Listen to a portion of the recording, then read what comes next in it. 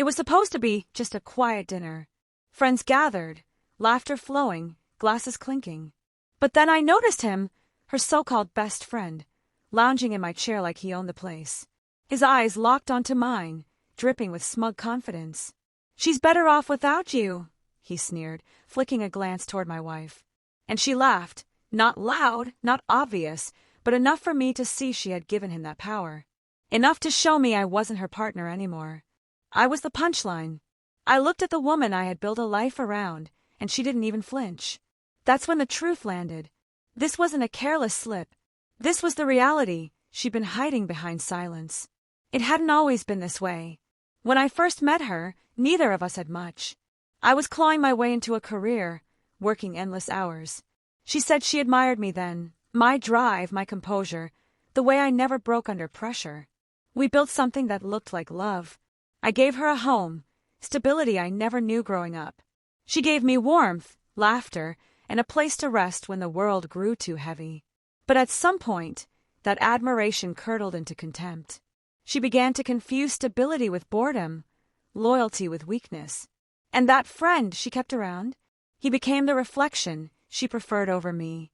It wasn't one grand betrayal, it was 1,000 small ones. The phone flipped face down whenever I walked in.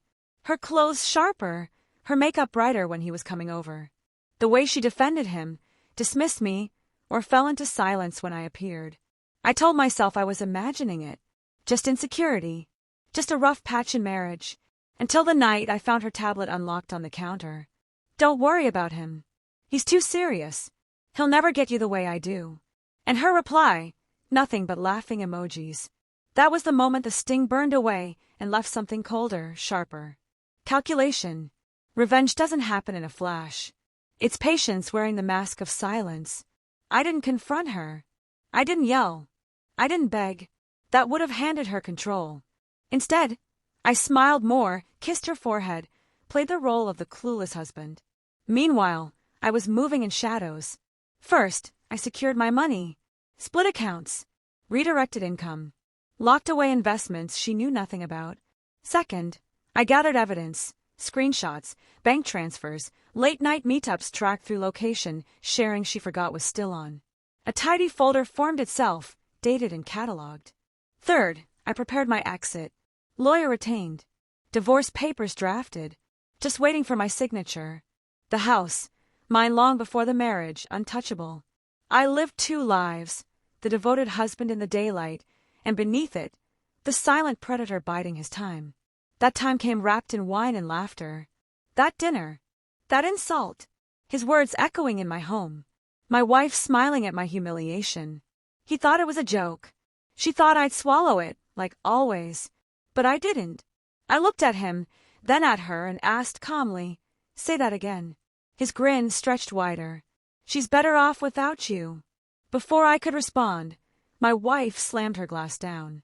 "Apologize to him," she snapped, eyes burning. "Or we're finished." That was the gift I'd been waiting for.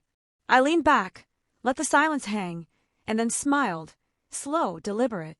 "Then we're finished." Her face drained. His smirk faltered. I stood, walked to my study, and came back holding a thick folder. Every secret, every message, every meeting, neatly documented. I set it on the table.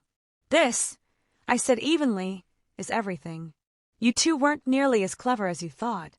She reached for it. I pulled it back.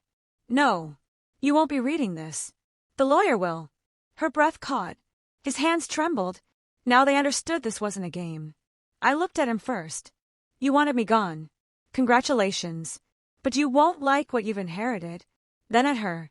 "You thought humiliating me in my own home gave you power. But I walked away from this marriage months ago. Tonight is just the finale." She tried tears, shaky hands, begging. "Wait, please. We can fix this." He sat pale, frozen, wishing he could disappear.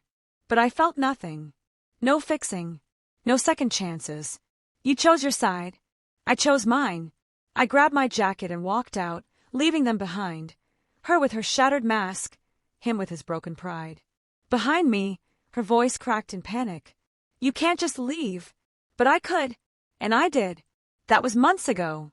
The divorce slid through without trouble. She walked away with nothing but her shame. He didn't last.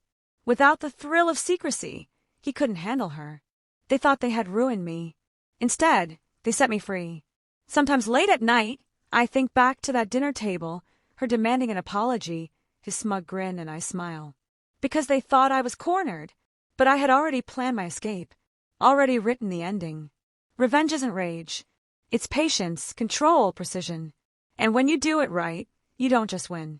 You walk away without ever looking back.